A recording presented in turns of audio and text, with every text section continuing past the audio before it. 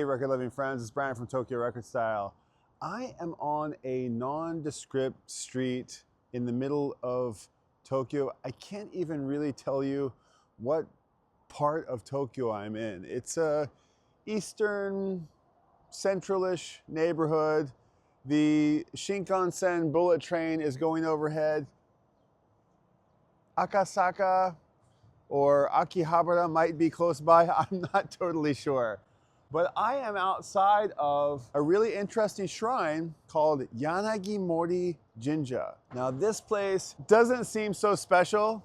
It has some distinct weeping willow trees outside of it. It's got a concrete, almost unbecoming stone fence around its border.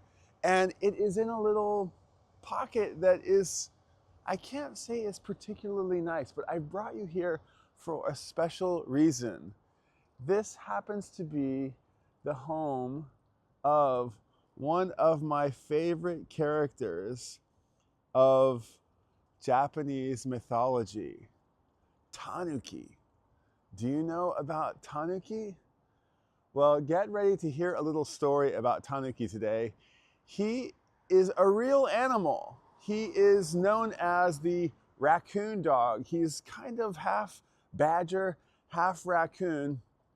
And he is integral to the Japanese mythology, and he comes from the animal world, and he has a friend in Kitsune the fox, and he's a little bit incorrigible. He loves to have a good time.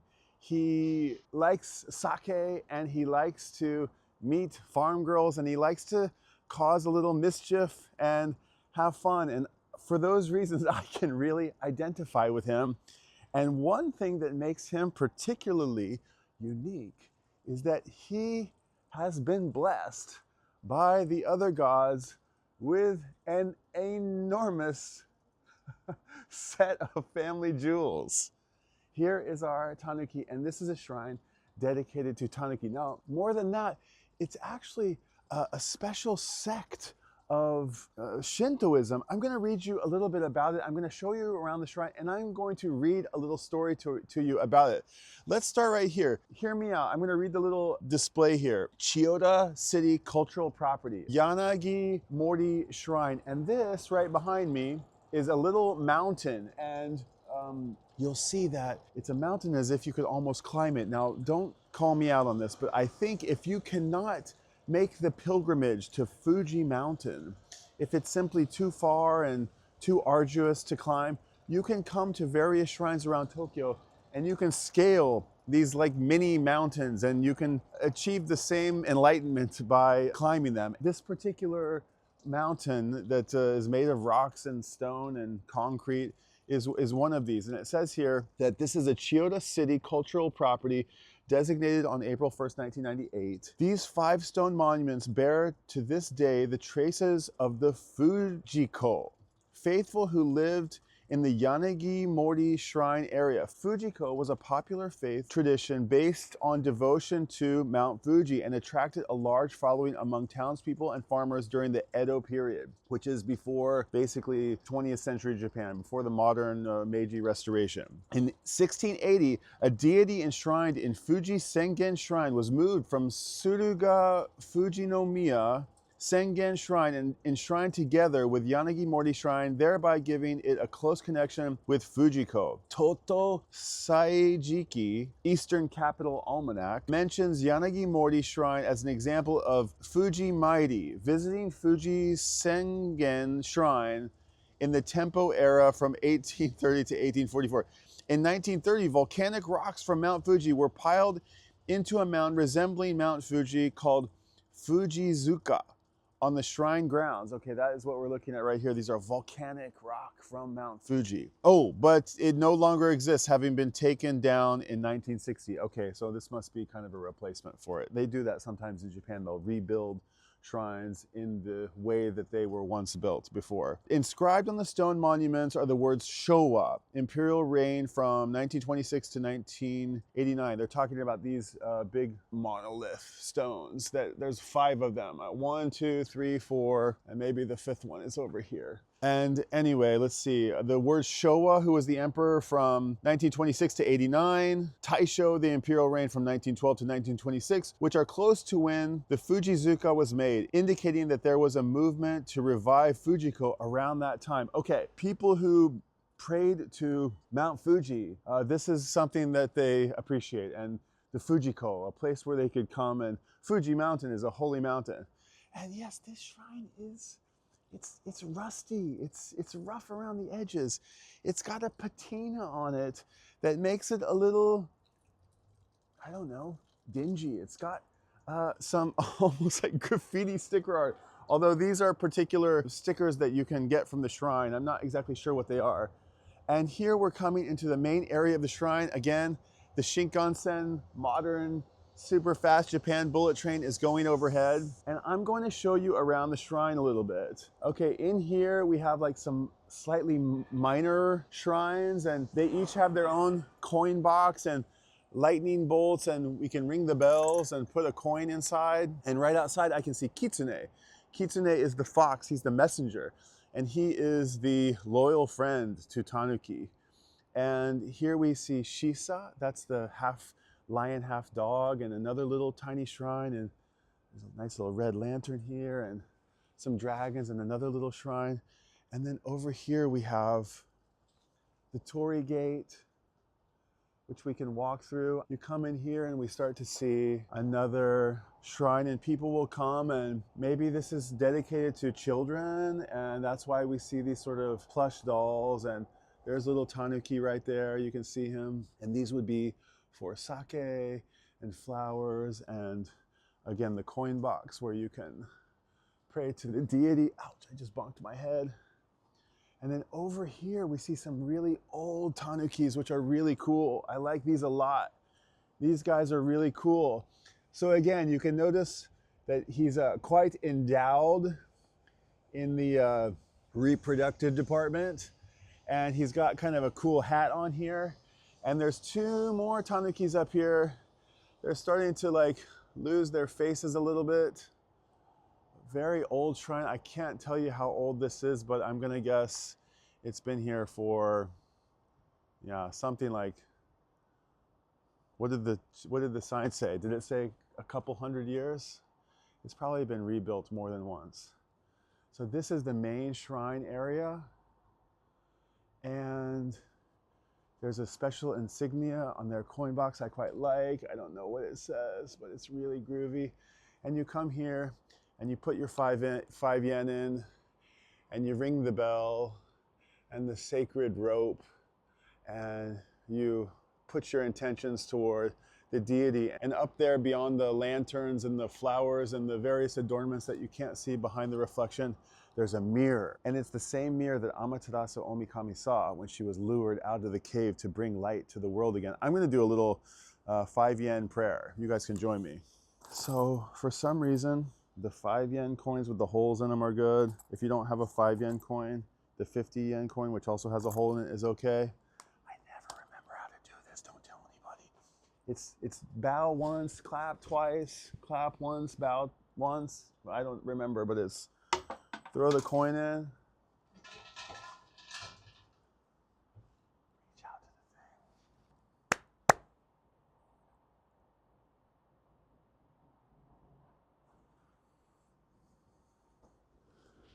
I'm not sure if I can say what I prayed for, but I hope this is a good video. I prayed for a good video. Okay, so again, the shrine's got a patina on it. I'm gonna guess that the owner is living back here, the monk of the place. I don't want to disturb his private residence, but I'm assuming that he lives here. And maybe he's the last generation that's gonna mind for this shrine. And over here, we're gonna see, if you come here, you can actually get like a special stamp. Using the honor code, you put your 100 yen in here, and you can get a piece of paper, and you can get a stamp that says that you visited this shrine. It's typical for the various shrines to have. Somebody tell me the names of all these things. Okay, so guys, welcome to Yanagimori Shrine, home of our beloved Tanuki. I love Tanuki, he's such a great character. And Now I'm going to read to you a little story about our our very lucky friend who has a peculiar anatomy, and I'm going to tell you all about it. Do you remember in Grand Budapest Hotel when it starts and the young gal goes to the statue of the author who she loves? This is sort of a version of that. I've come here with my copy of Villa Incognito by Tom Robbins. It features this shrine in the story. It's a great story. I haven't read it in many years, but I've read it several times and I've kind of forgotten the story a little bit, but it's so fun. And I'll just read a little bit of it to you. There's a great first chapter and a great ending. Let me just read to you the synopsis here on the back. Villa Incognito. Imagine there are American MIAs who choose to remain missing after the Vietnam War. Imagine there's a family in which 4 generations of strong, alluring women have shared a mysterious connection to an outlandish figure from Japanese folklore. Imagine just those things. Don't even try to imagine the love story, and you'll have the foretaste of Tom Robbins' 8th and perhaps most beautifully crafted novel, a work as timeless as myth, yet as topical as the latest international threat. On one level, this book is about identity, masquerade, and disguise, about the false mustache of the world. But neither of the mists of Laos, nor the smog of Bangkok, neither the overcast of Seattle, nor the fog of San Francisco, neither the murk of the intelligence community, nor the murmury of the circus can obscure the linguistic phosphor that illuminates the pages of Villa Incognito. Okay, so this is where our story begins.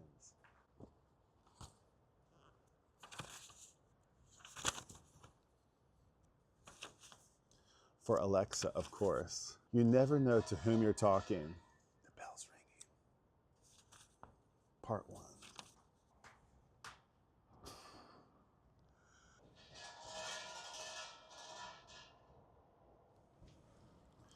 It has been reported that Tanuki fell from the sky using his scrotum as a parachute.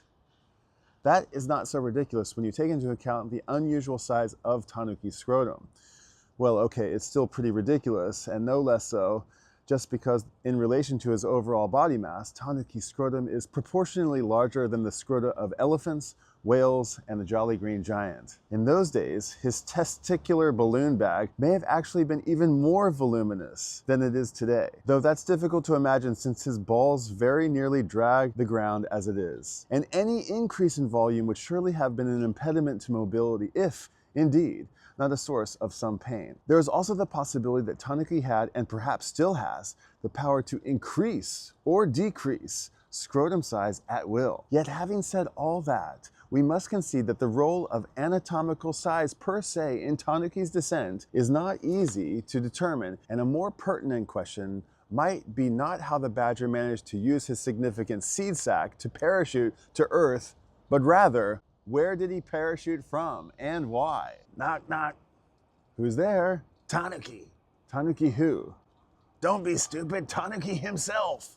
Oh, I see. Well, where do you come from, Tanuki himself? From the other world. What other world? The one before this one, moron. The world of animal ancestors. His voice could have been shoveled from a gravel pit. Oh, excuse me then, honorable ancestor. How did you get here? Parachuted in. It's strictly forbidden, of course, against all the rules, but what the hell? The farmer looked around for signs of equipment, for a silk canopy, specifically, and a harness. Never mind that, growled Tanuki. Well, what do you want here? To drink rice wine. Sake? Understandably, but I don't think so. From the look of the grin on your face, you've drunk too much sake already. Anything else? Yes, girls. Young, pretty girls. The man snorted a laugh that something shot out of his nostril. Forget about it. No girl would have anything to do with a funny-looking creature like you. Don't be sure, old fool, snarled Tanuki. And with that, he butted the farmer in the midsection with such a force that the man fell to the ground, speechless, gasping for air. Then on his hind legs, round belly jiggling like a Santa Claus implant, the badger waddled over to the well where the man's daughter was filling water jars, and fixed her with his toothy, high-voltage grin, a smile so overheated and manic and wild it could crack a funhouse mirror or peel the lacquer off the chopsticks in the maiden's hair. What immediately follows is a brief and only partial clarification concerning Tanuki's nature. To wit, while virtually everyone refers to him as a badger, to the point where badger is practically his second name, the scientific truth is Tanuki is not a badger at all. Any zoologist will gladly point out that Tanukis are a species of East Asian wild dog, Nectaroidus procyonoidus, possessing the long snout, coloration, and markings of a raccoon, although lacking the raccoon's famous ringed tail. The fact that Tanukis are nearly tailless, coupled with their penchant for standing upright on their hind legs, undoubtedly plays a role in Tanukis being so generally regarded in an anthropomorphic light. At the edge of a dark forest, it would be fairly easy for the impressionable to mistake a Tanuki for a little man. But thanks to his otherworldly powers, there happens to be an even more legitimate reason for Tanuki's anthropomorphic reputation, as we shall soon enough find out. Before moving on, however, we must address the probability that the perceptive reader will have noticed in our narration an apparent and perhaps troubling inconsistency.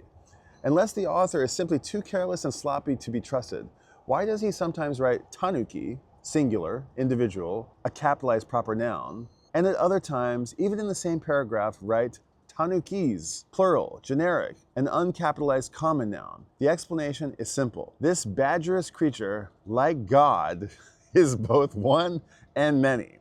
Both, in the same instance, like God. As anybody who knows anything about the unknowable well knows, gods and God are interchangeable. The exclusivistic, patriarchal Jehovah Allah freaks are not incorrect when they insist that there is but one supreme being and that he is immutable and absolute. However, neither are the wild-eyed inclusive pagans and primitives wrong when they recognize gods of fire alongside gods of rivers, honor the moon goddess, a crocodile spirit, and deities who reside in, among countless other places, tree trunks, rain clouds, peyote buttons, and neon lighting, especially the flashing whites and the greens. Thus, if the reader is wise enough not to try to impose human limitations on narrow notions of uniformity on the divine principle, is nimble-minded enough to realize that he or she can be, and perhaps should be, simultaneously monotheistic and pantheistic, then he or she will have a scant problem in accepting the paradoxical essence of our small friend, Tanuki of the Tanukis. At first, the daughter at the well seemed prepared to accept Tanuki's invitation to lie down with him. She was a farm girl, after all, and the mating activities of animals were familiar to her as the sprouting of rice or the ripening of plums. Likewise, bestiality was not unknown to her, for she had brothers, cousins, and young male neighbors who, from time to time, were prone to so indulge. If we seldom, if ever, hear of girls participating in such sordid practices, it's certainly not because rural girls are any less lustful than their masculine counterparts. Perhaps it's due rather to the universal girlish character, which is cleaner, more restrained, sensitive, and finer-grained than that of the hopelessly coarse adolescent male. Or it may be only a matter of logistics. It's one thing for a hormone-racked boy to mount a ewe, but a maid presenting herself to a ram is so awkward an enterprise as to be nearly unthinkable. It would test the girl's ingenuity and probably confuse the ram. Still, Tanuki was no ordinary beast. He walked upright, had a charming accent, a confident and exotic manner, and a riveting, if somewhat unnerving grin. So cute was he, and so persuasive, that she soon found herself loosening her kimono. Alas, when he commenced to boast about how he had recently parachuted to Earth from the other world, she grew frightened, ran away, and bolted the farmhouse door behind her. "I thought I saw a demon," she told her mother, to explain her blush and why she returned home without water.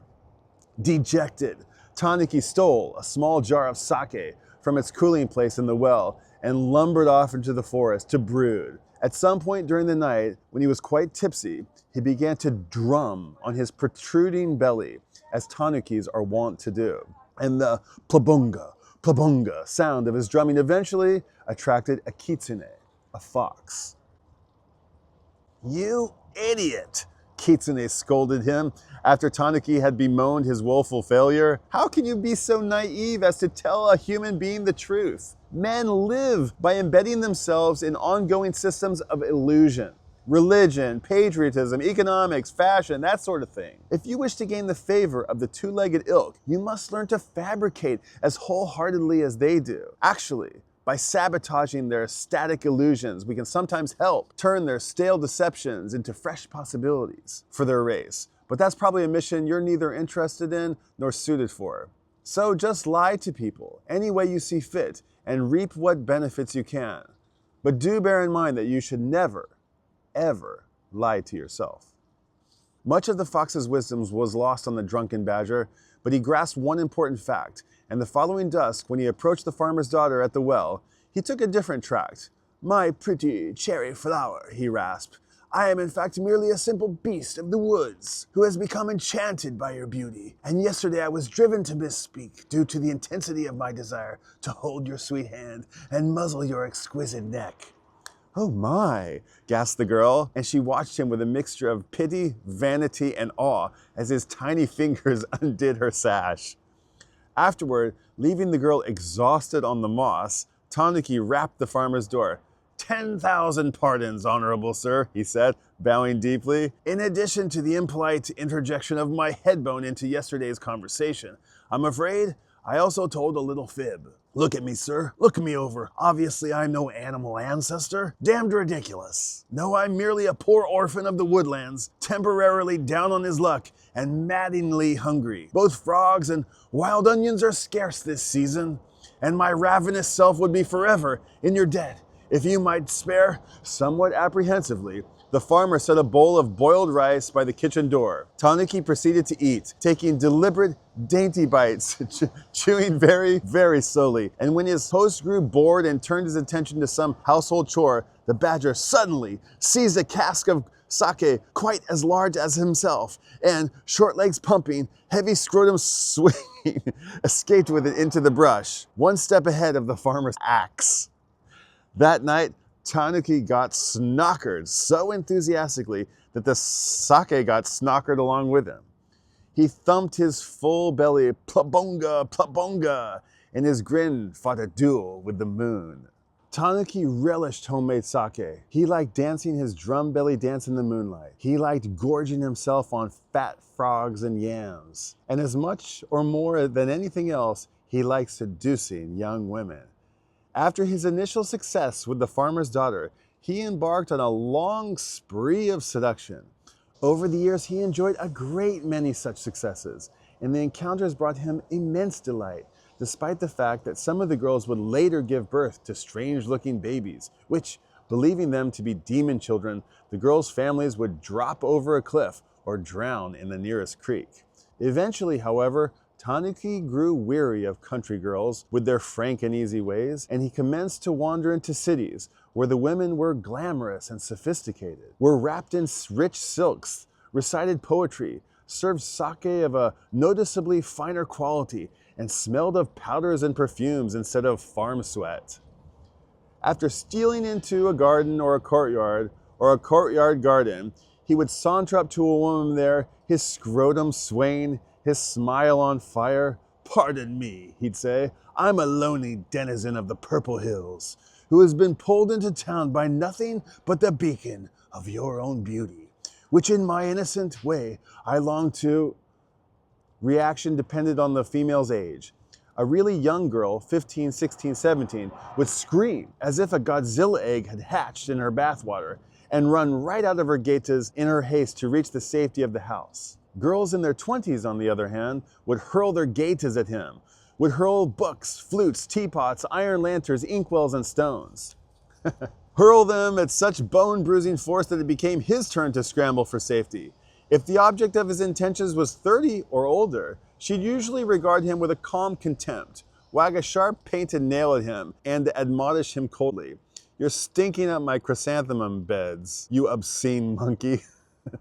Crawl back to your filthy lair before my retainer treats you to a taste of his blade." Each successive rejection took a larger bite out of Tanuki's confidence, until finally it was gnawed down to the core.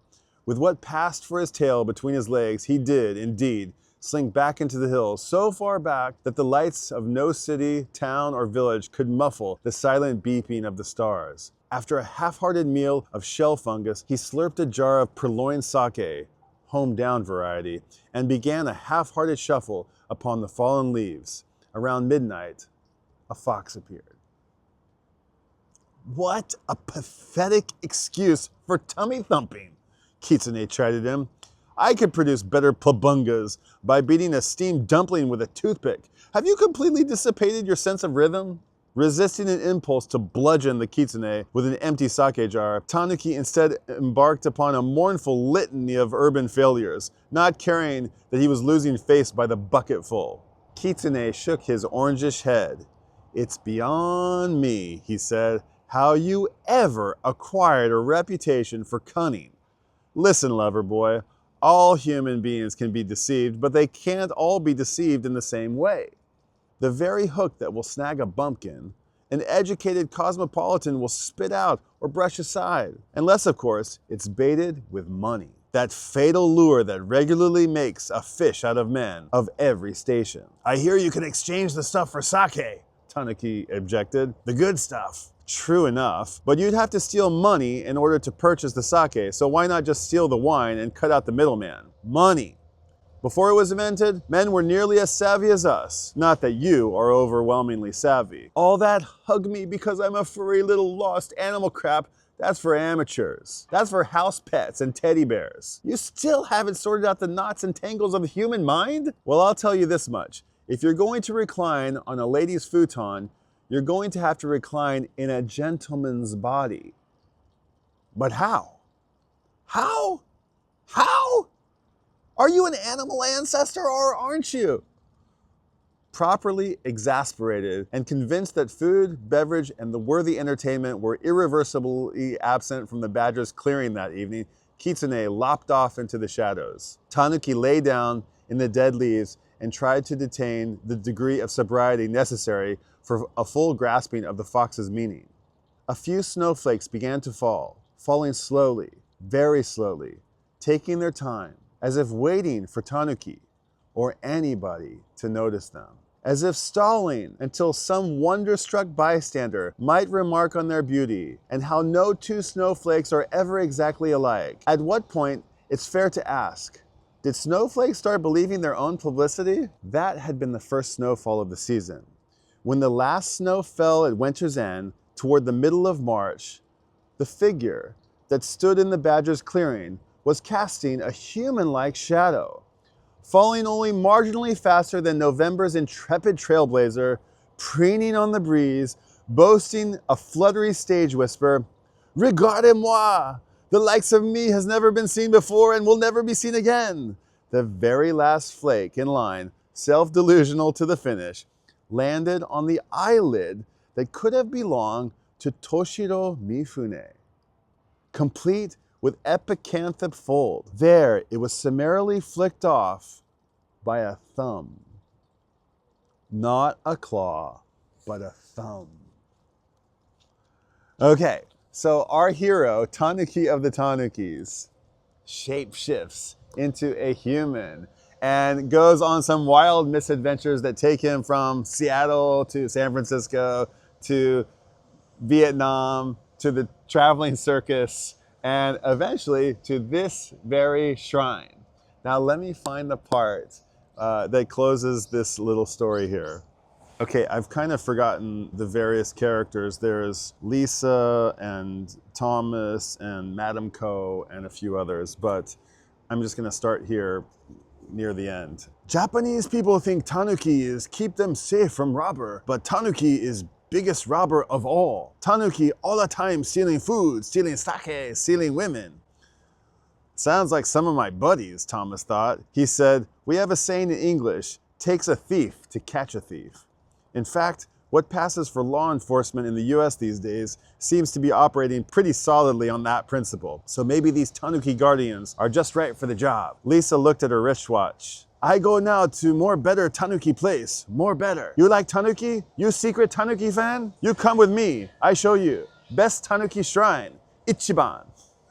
Number 1, you want to see? With one of his long fingers, Thomas beckoned Lurik, who'd been waiting at a discreet distance. Bill, come here. I want you to meet Madame Ko. She offered to take us to Tanuki World Headquarters. He turned back to Lisa. This isn't anything like that showbox in Bangkok, is it? Lurik's bow would have been almost imperceptible to anyone but the Japanese. Madame Ko, blushing incandescently at the colonel's reference, acknowledged the greeting. More Tanukis? Asked Lurik. What the hell for? I'm a fan, the colonel said, winking. Secret member of the cult. He dropped a coin in the offering box, and the three of them, chatting away, walked to a nearby train station. The men wondered if Lisa didn't have some kind of serious speech impediment. She spoke as if there was a gumball in her mouth, but neither of them inquired about it. The shrine to which Lisa referred to was called Yanagimori. Oddly enough, it turned out to be located in Akihabara, one of Tokyo's most nondescript districts, known primarily for its discount electronics stores. Surrounded by a red picket fence, Yanagimori faces a narrow plebeian street lined with small shops and stalls. Its rear is on the cement banks of the Konda River, which is right over there. An urbanized trough whose imprisoned green waters course pitifully across Tokyo in much the same way that the Los Angeles River trickles through LA, a liquid indictment of the failed imagination of man. Although the shrine grounds were no longer than, say, a parking lot at a suburban McDonald's, it's filled with Tanuki images in stone, wood, clay, rusty iron, and other media not readily identifiable. Some of the carvings were quite fanciful, and the Americans had to admit the place had a pleasing atmosphere. Certainly, it was reverential, but with comic undertones, as if refusing to allow that reverence to puff up into piety. After they'd wander among the statues for a while, Thomas pointed to the building on the grounds. Looks like more Tanukis over there. No, said Lisa, that's Kitsune Shrine. Kitsune, not same-o Tanuki. Kitsune is what you call fox. In Japan, fox and badger have special powers, and people worship, but are not true gods. Kitsune, the fox, is messenger of the gods. He run between the worlds, between other world and this world. Sometimes cause trouble, make joke, but he work very hard. Tanuki never work. He for fun. Eat, drink, dance, make sex. All the time big fun. I see, said the colonel.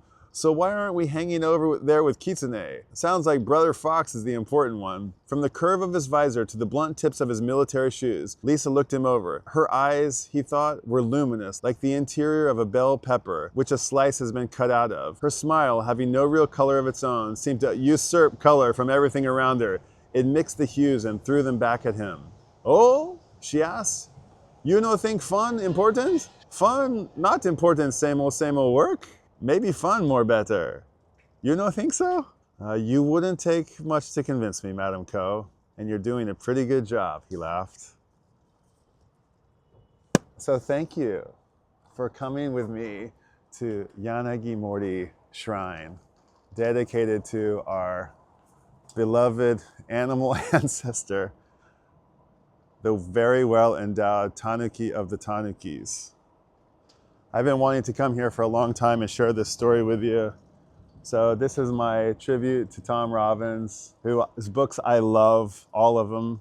Fierce Invalids Home from Hot Climates, Jitterbug Perfume, Another Roadside Attraction, Still Life with Woodpecker, and more.